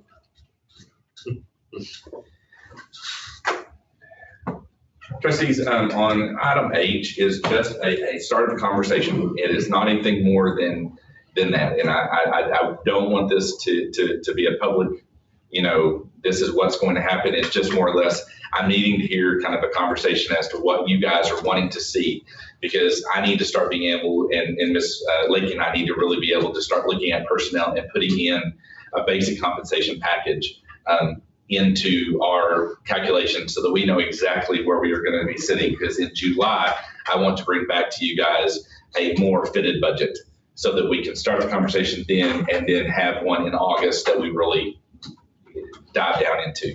And so one of the things that we are definitely looking at in this compensation package, and please understand, this is just a starting point. This is not my proposal at this point in time. This is just the beginning of this, is if you will open up that document, the first is going to be the pay structure. And my recommendation is going to be to maintain the salary structure as it currently sits. So in other words, that any of our increases that we make to any type of our salary increase is not made on the actual salary, but it's added on to a stipend. And so what that does is it allows us the opportunity to, as if for some unknown reason, we have to remember that we are in the world of not knowing what tomorrow is going to look like. So if we boost our salaries and say that's our salary structure and something happens, we're kind of stuck at that. Whereas when it's a stipend, we have the ability to adjust without having to go into a risk situation of saying, okay, we overextended ourselves and now we're having to cut back on staff. And so that's one of the things that we're really wanting to make sure that we do. So my recommendation is to keep the teachers, counselor, and registered nurses at the salary schedule that we currently have, and then increasing our general master's degrees from 500 to 750. The next is to begin the process of looking at our support personnel. And so one of the things that I would like to do is that as we start hearing the federal conversation and as we start hearing some of the state conversations about moving more of our the hourly wages up to the $15, which is you hear in the news all the time, the $15, is that we need to start looking at how do we start moving ourselves and structure-wise together. Not to mention the fact is, guys, these individuals bust their tail end every day. And so if I could give them $50 an hour, I would do it in a heartbeat, because they do such a pivotal job for the district at large. And so I just want everyone to understand that the more money that we can put into this, we want to do that for our hourly employees. And so the proposal I have is that put it essentially on 3 pay grades. And so moving everybody up to $11 an hour as the base pay with a 20% increase, each step increase. So in other words, so they now will be essentially on a tier system just as though a regular employee is. So in other words, every year that they're guaranteed to have a 20-cent increase. Now again, next year we come back to this policy, we can very easily say that we're going to move that up to a different thing, but just to start out with that. So in other words, so somebody that's in the district that is starting out at 0 years is starting out at $11 instead of what we currently are at like 10.20, is I think is where we are. So starting at $11. And then for however many years that they are, with the experience that they have, then they move up 20 cents for that. So that's what their hourly wage is for the entire year. And so what I can do is that after hearing kind of some of your conversations here, I'll be able to bring back to you guys kind of more of a detailed average of how much increases that this will bring to individual employees, not individual, but just the base overall. Everything that I'm proposing to you guys right here is staying very close, $27,000 right now within the salary structure or the salary cap that we had this year in our budget. So in other words, we had the budget set at $2.7 million for this part, then I'm staying within $27,000. So everything that I'm proposing here is within that. So I'm not asking for the moon. I'm providing. So I have a spreadsheet that has every employee. I put in all this information, and then it throws out a number at the end that says this is what their increase is, and this is what our overall budget is going to look like. Okay, and so do it. Is that going to try to balance out what they got taken away, like all those 40-something them high-end employees that have been here a long time that we got? They kind of got all them stuff that they used to have for all the masters and all the extra. Are you talking about teachers or hourly employees? Teachers. Okay, we're fixing to go into that. Okay, so I will show you that in just a second. And so, but with this, that there is a significant boost to our hourly employees, every single one of them. And so I can go into that in detail with that. And then for our maintenance, custodian, and food services, that's the number of days that they are contracted for. for, that would be $11 an hour. Then our grade 2 is our paraprofessionals, elementary and high school secretary, and then that's at $11.25 with a 20-cent increase. And then our food service director, daycare director, central office is $11.50 at a 20-cent increase. So essentially, the more job duties that you have moves up. So essentially, that's what it is. Now, you'll notice that on the maintenance and the custodian that they have additional days, and so their pay is further out than what you have on the 187. Okay, the next page, or let me ask this question. Does anybody have any questions on this? I don't know how you want me to structure this. So is there any questions on any concerns, any input that you want to provide on this section, or do you want me to work off of this assumption? So going off of this, you're gonna, the employee's employment, so if they've been here for 10 years, you're gonna take the base 20 times 10. That's it, correct. That's gonna balance out. That's correct. Gotcha. And so in other words, it's everybody is coming in on a fair trade, on a fair playing field as to, I know exactly when a person walks in the door, exactly what they are. It's not, this person 2 years ago was on this, everybody understands across the board that the longer you work here, the more money you're going to end up making. And so I think that every year that they're here, that we should not have to come back to the board and say, I'm proposing to you a 10% increase. That it's automatically, we have a salary schedule for our professional staff. We should have the same thing for our hourly staff as well. And so that's more or less, is just more or less to make sure that we can budget off of that assumption every single year. So in other words, I already know going into next year, all I have to do is boost everybody's year, and I know exactly where we're sitting, instead of coming back to you and having this assumption. Correct. Yes, sir. Do we have any mid to long-term employees that this is gonna run about the same amount of money they're making now, or? Every single one of these employees has a significant increase this year. So. And everything that I am putting in, everything that I'm talking about in here is not negatively impacting anyone in the district. So I made sure that every assumption that I brought to you guys was something that was going to be positive, that, some are going to get more just because of where they were in the process. But for the most part, I can give you averages at the next meeting of exactly where everybody is sitting at. So if that's okay. The next one is looking at our stipends and extracurricular duty pay. One of the things I did is TASB has a salary report that you can run, and you can look at every other district, what they pay, or the ones that submitted the salary information. And so I can put in, I want to see schools that are our size in these regions, what do they pay? In these stipends or in the salaries or anything else. So it allows you the opportunity to kind of compare, that kind of thing. And for the most part, a lot of ours, we are on the kind of lower to mid range of what the stipends are. And so there are other ones that definitely pay more than what we do. There are some that pay less, but more than not pay a little bit more than what we do. So that's kind of, and so some of these are added on top of. On our academics, we have languages other than English. That's the same. Special education is the same. STAR Core, if those teachers are teaching a STAR tested subject that is going towards accountability, that, they spend a lot of time extra on the outside. And so that is just something added on top of that I feel like that I would like to recommend for that. Career and technical education, add-ons, that would be for anybody that's taking on an additional CTE class that's above and beyond what they're currently taking. So in other words, if it's something outside of their field of study that they're taking on another CTE course, that has the preparations and stuff like that we need to supplement that as well. And so that would be an add-on. For administrative, that would be for directors, that would be for athletic director, food director, daycare director. Does that make sense? So if it's a director that has more responsibility over certain areas, that would be the stipend that they would receive. Technology coordinator is the same. Testing coordinator, one of the things that came through with one of the House bills, Senate bill, one of those is talking about limiting the counselor's role from that now 80% of their job has to be counselor related and only 20% of the job can now be testing. And so that is something that it's going to start the process. And if I would just guesstimate that before long, it's going to be to the point to where counselors will not be allowed to do any of that. I think we're shifting in that way. So by doing that, this allows us the opportunity to have something in that whoever does take over that specific part of our role has a stipend built in for that, if that makes sense. Next is our extracurricular activity, is our academic coaches. That would be any coach that teaches, that coaches a UIL, that is elementary and high school, elementary, junior, and high school, that does a UIL event.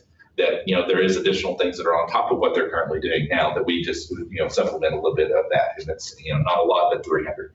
Athletics is the same, cheerleading is the same, FFA is the same, fine arts, and then with competition is on there, and then yearbook as well.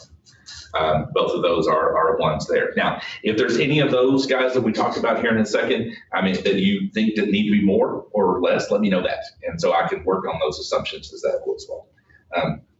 Do me a favor. Can you go push the button? You don't? No. Okay.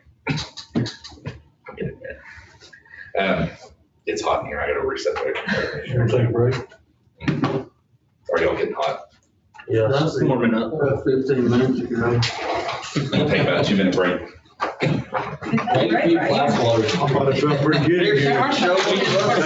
Y'all need to go. Salt guns while we're in here. We're spoiled, okay? Goodness. Yeah, I Y'all don't know. I wasn't feeling too bad. Get on that 275-degree highway. If you sit right here, you're fine. You have the best spot here. I know. Y'all should rearrange your border. Position's pretty good there.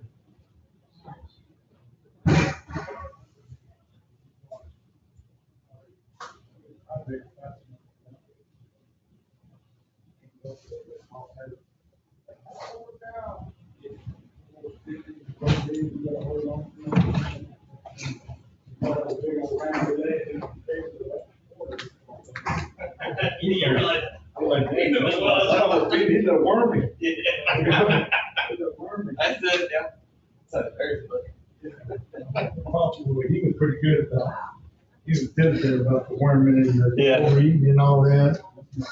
I'm talking steady. I hated cutting tails, but that was the stinkiest stuff. And I had to be I banned them. I banned them. There you go. We had to do the spray the purple stuff. That's what we had to do. Hold them. You get them and you're like, oh goodness. Stinky. They cut them where pops would never cut them like they do now, because if they're females. You want to make sure that they cover. You have the prolapse and things, and they cut them too short. See, that's why I banned them, is so that they'll still have a little spot cover. I'm trying. Everything I've read recommends that's what you do. Really? No, but he still cut low, but he had that little burner. Cut and burn, and then he would spray that. No, I mean, all the recommendations having the tail cover the anus and the so people that don't care, they just. But every sheep I've got bought from someone for show, it's way up there. Yeah. No coverage. Just stuff. You know where it is now? Yep. As soon as that sucker found out it's being replaced, it's revolting. They say, hey now, I don't want to work.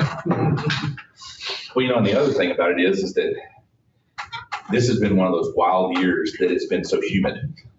Yeah. We haven't had this.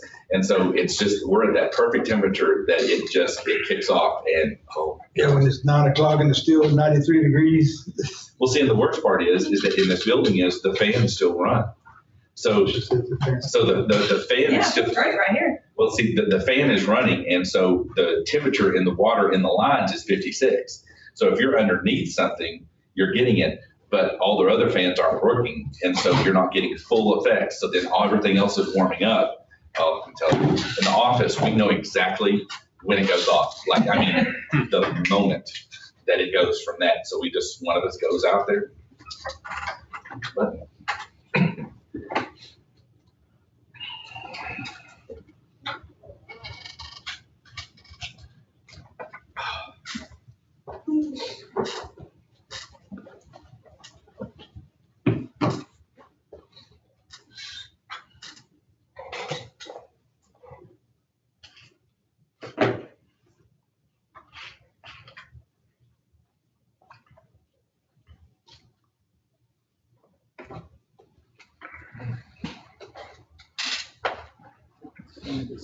maybe the air will start the door back up here, guys.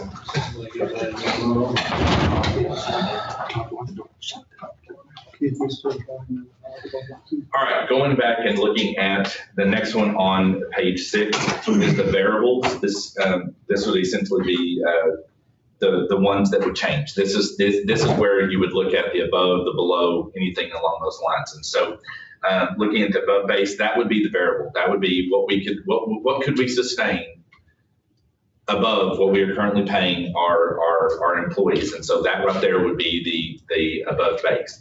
Then what we would add on top of that, because again, one of the things that we want to do is we want to incentivize our staff to stay, not just coming, but staying.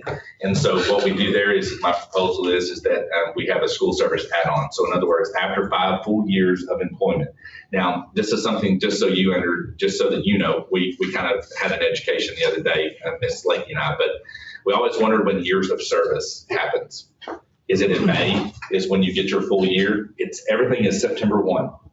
The magic time is September 1. So on September 1, how many years have you completed? That's the number that goes into everything. So in other words, when you're at 0, you're 0 all the way through, all the way back around to September 1. And then at September 1 is when you become 1. We always thought it was at the end, and it's not. September 1 is when that happens. And so what this will do is on the school service add-on is that those that would have 5 full years at September 1, from 5 to 9, anybody within that timeline would automatically get that stipend every year. So that would be essentially a boost above what they're currently making. Does that make sense? Then for those that are from 10 to 14, that would be their step up. From 15 to 20, that would be their step up.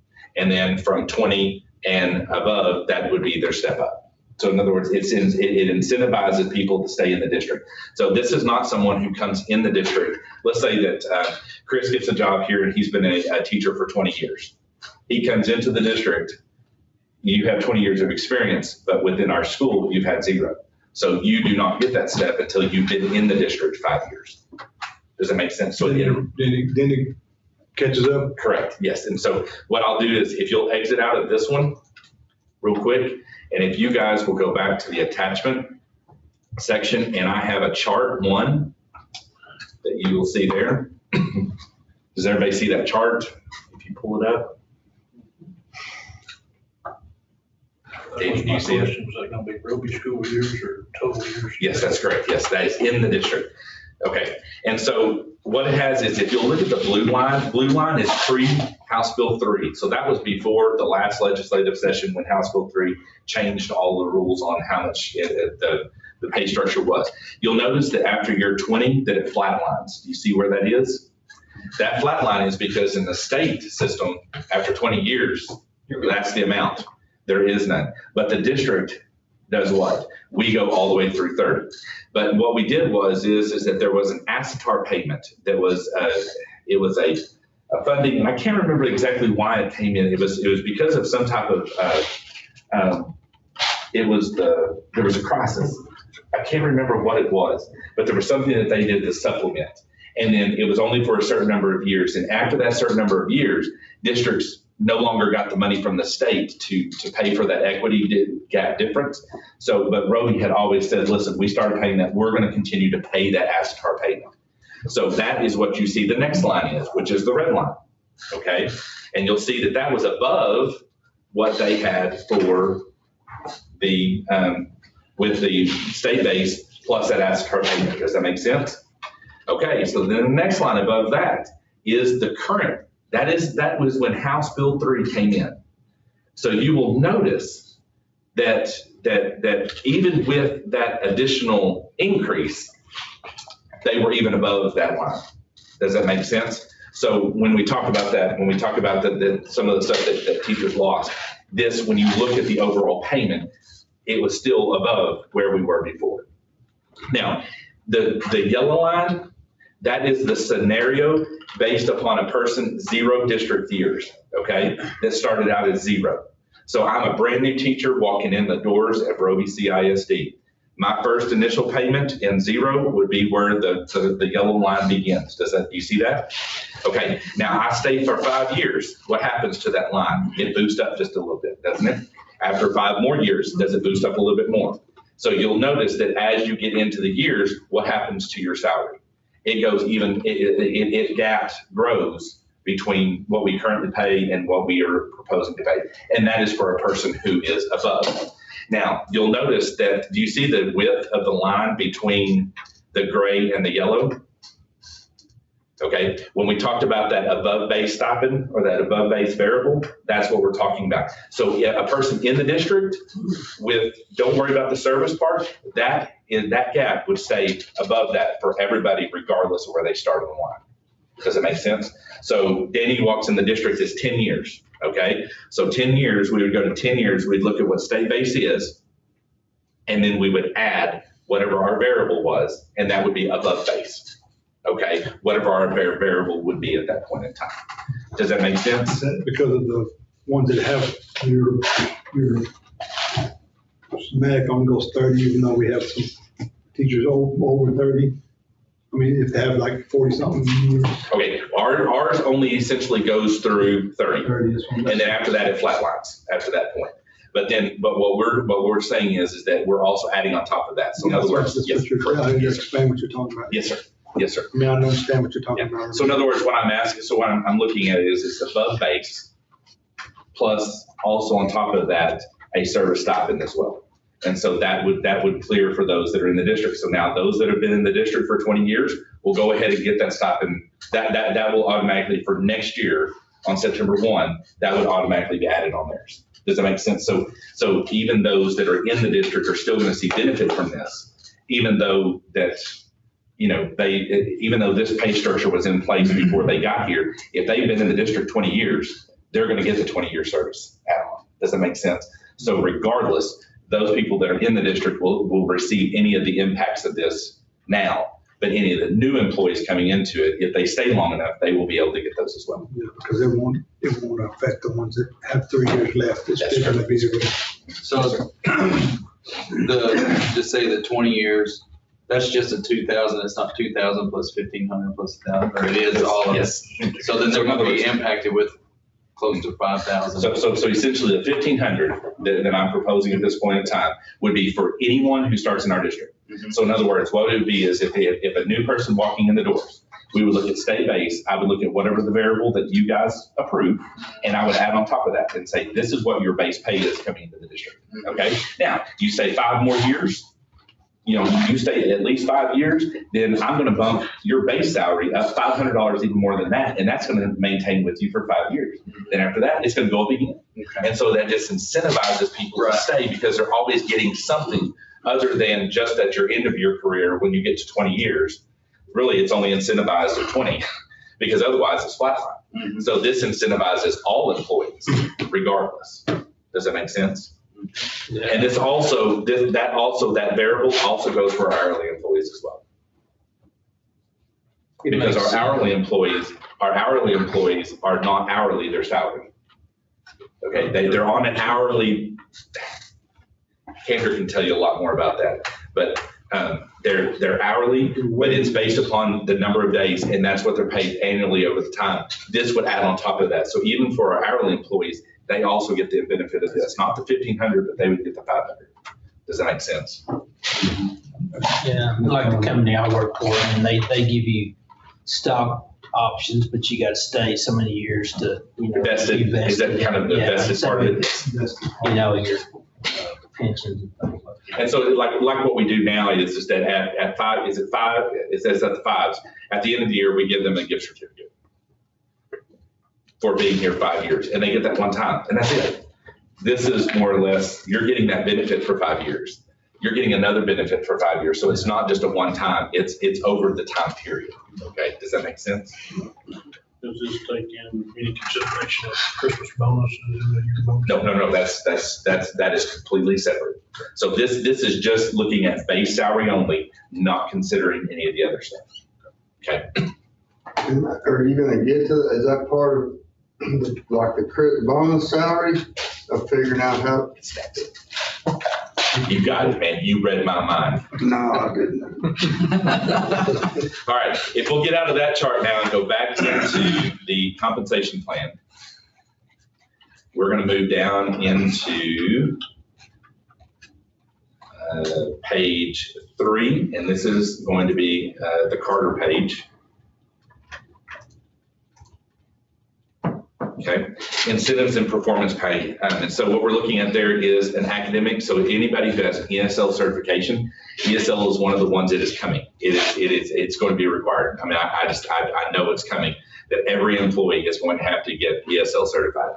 And so this just incentivizes those that has ESL certification on September 1, that for that year, they would receive that stipend. Okay, transportation. This is a big one for us, is that we need bus drivers, is what we need. And so what we're doing is incentivizing there that CDL Class B endorsement on September 1. If you have that, that is your stipend that you receive on top of that to maintain it, to keep it within the district so that we can have it, so that we can make sure that we're not overloading one particular employee. Because what we tend to do is that in the springtime, when we have all of the travel and everything else that's going on, we have coaches going in millions of different directions. We still have maintenance things that we need to be able to do as well. Well, if we have all those people doing things, we have nobody else to drive buses. And so we just want to make sure that we have that bus pool that we can do that. So we're incentivizing that with that incentive there. Does that carry over to admin? Like if you get the CDL? No, and I will say this, if you guys choose to do that, that is completely up to you. None of this besides the CTE stipend would carry over to anybody in that bid. Okay, so that's up to you as to deciding how you choose to do that, which ones you would want to, which ones you would not. Now the CTE would, because again, if they're teaching a class, I would ask for that to be a part of their CTE. I mean, that they would receive that part. So it'd be on top of what your contractual prices would be. Okay. And admin would be assistant, it would be myself. That would be principal and assistant principal. Those are technically, counselor is still on her own count. So she's technically administration, but she's got hers, so it's not the same. And then on the winter incentive, we have 1.5 of the base salary, but it's also, and I'm sorry I didn't put this in there, but it's plus $215. That I'm not for sure, that was a calculation that was placed into it. So what is the winter incentive? It's 1.5 of their. What is it? What do you mean? That's a Christmas bonus. Okay. Yes, yeah. You can't call it Christmas.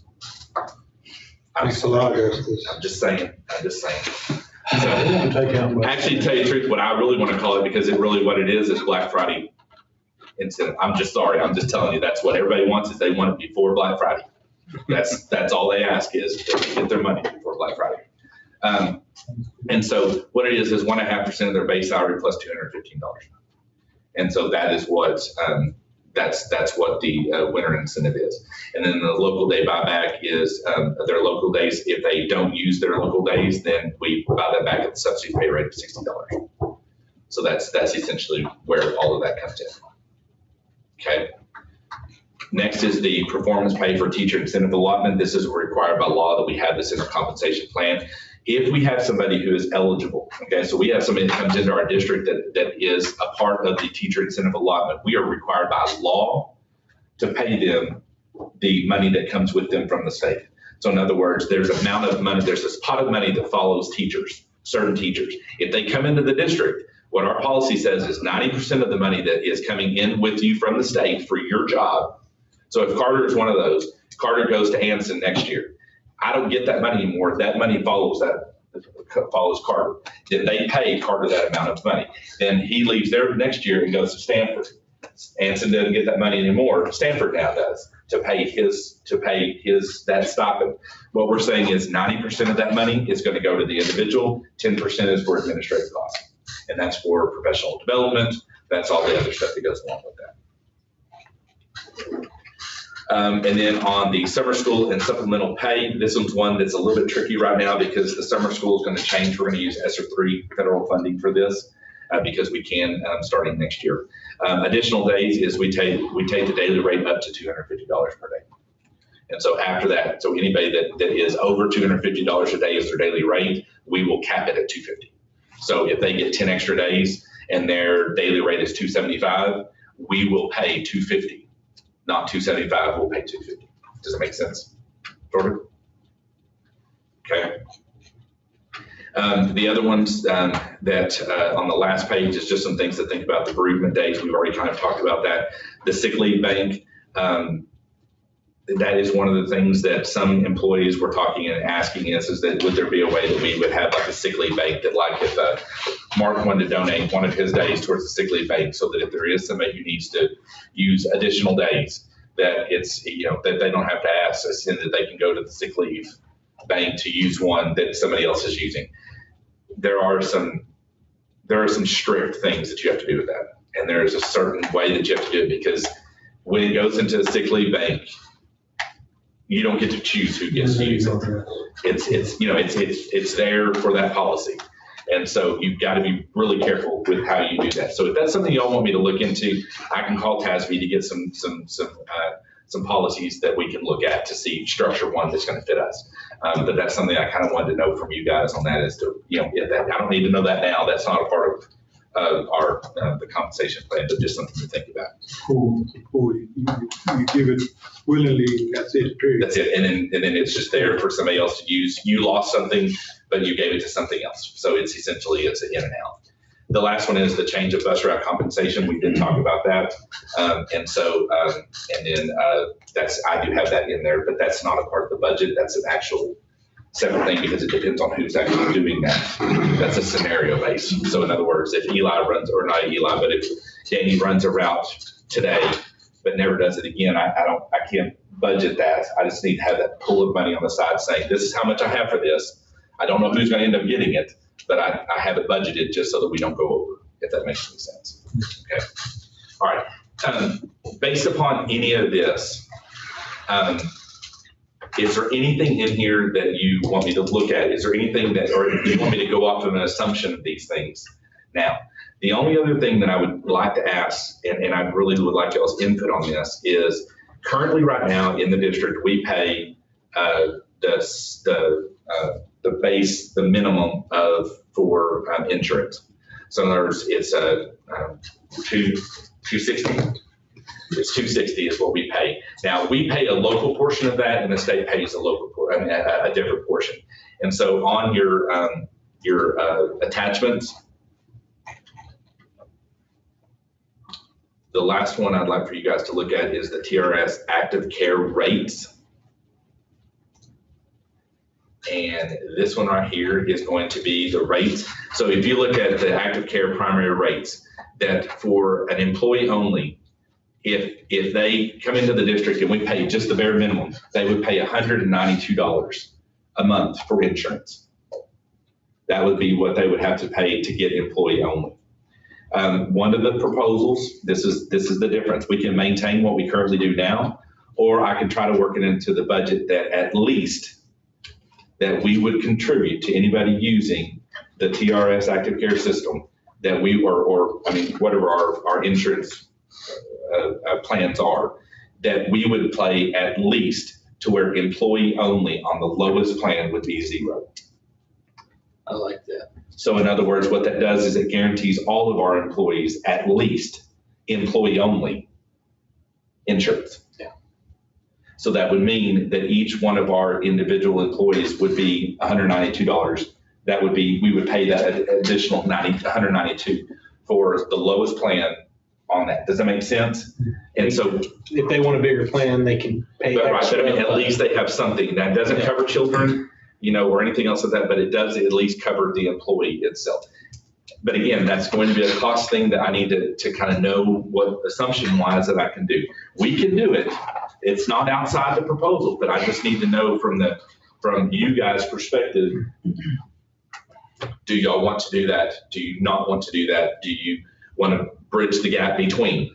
I think it would be good to look into. Okay. So that would benefit all of them? All employees. All employees, well, that would benefit all employees that use school insurance. Well, I know, you gotta make it fit everything, and you're talking about weighing it out with the others' compensation salary, but I'm just speaking for myself, and know that, to get a good insurance that's actually gonna help, it takes all of it. And we've always used through the school, whether it's Blue Cross or whatever they switch it to. But, I mean, that's something to consider which I know it's not cash money coming for those that like, whatever. I don't care that much about insurance, but I know if you try to have insurance to pay your doctor's bill, it's costly. So they're gonna say, we currently pay about 200, you're saying move it to about 400. So in other words, we pay, 215. No, we pay 225 we pay 150 and the state pays, We pay 185, the state pays 75. So essentially, 185. So in other words, we would do, 192 plus 150 minus 85. I'm so proud of you, Kendra. Thank you for staying away. I'm still alive and listening. So that's what we would pay per employee, not the 417? No, that is the rate. That is the rate without anything. That's the total. So you're looking at the rate at minimum district contribution. That's the rate you're looking at. Okay. So we would pay that above the 225 that would be the minimum. But we're paying 280 now. So that would be less than that. So it'd be almost $100 more, if that makes any sense, per employee. Now that's only for employees that use insurance. Yeah. If Kevin's wife was on and she used it through the hospital, she would gain nothing from this because it's only those that are in the system that we pay for, because the state contribution would be the same. Does that make sense? So just understand that it doesn't impact everybody. But Kendra, what would you say percentage-wise use school insurance? We have, out of 56 employees, we have 32 covered. So over half. Like I said, ours is mine employment. It's But- free, but we got. But I will say, spouse. this though, we do have several employees that cannot afford insurance. Well, I was about to say, if it goes down to zero, why wouldn't everybody use it? Well, some of them are using their spouse. Their spouses. But I mean, there are some of ours, you are correct. Wouldn't you just add it on there and have a secondary? That's Why wouldn't you use it? I'm just still gonna saying. bill you 8 months later. That's not me. That's not me. Yeah, we ain't been it up wrong in there, Yeah. Somebody got to look at that, don't they? So what is, overall, those thoughts are, if I can make it work, attempt it? It'd be worth something looking at for sure. Okay. Yeah. Okay. Stormy, you all right with that? Yeah. Okay. All right. Okay, so what we'll do is that now, anything else on the compensation plan as of right now that you guys want me to look at, or if there's something that's just like, no, you don't have to just email me, talk about it, email me, or call me, text me, and I can finagle around and see what I can bring to you guys in July. Did we ever figure on the bus drivers that have longer routes than the others? Are they getting paid more? Are they getting paid the same? Currently, right now, everybody is on the same. But that was one of the things that I have already built. Okay. So I've got that already built, and so that's something that we're going to look at as well. Good enough. Okay, and there's nothing else. That was just a review, so we're good there. I'm sorry. Anything else on that? Okay. On the resignations, I just have the one from Stacy Lytle, and then so I just recommend that we accept the resignation. Chris, you'd like to thank her for her. I think it's thank you for her service and not even being here. She's done a good job, and we're just not the one she's There was no doing. problems to speak of. That's true. Well, That's true. Am I wrong? no problem, no problem. Cardi, you make that motion? Sure. I'll second it. I've been waiting for the right time. Good, Carter. There you go. Have a motion and second to accept Stacy Lytle's resignation. All in favor, say aye. Aye. Any opposed? Most of them will make us go up. All right, now we need to go into close. Well, now we're getting down to personnel and real property, so it is 8 o'clock, so we're going to turn into the closed session. Chapter 551-072, real property, and chapter Button go off. 551-074. Yeah. The hair go off. No, it feels really good right here. I'll go check it here in a second. Something coming up there. Did you lock it back? No, it's not locked. The door's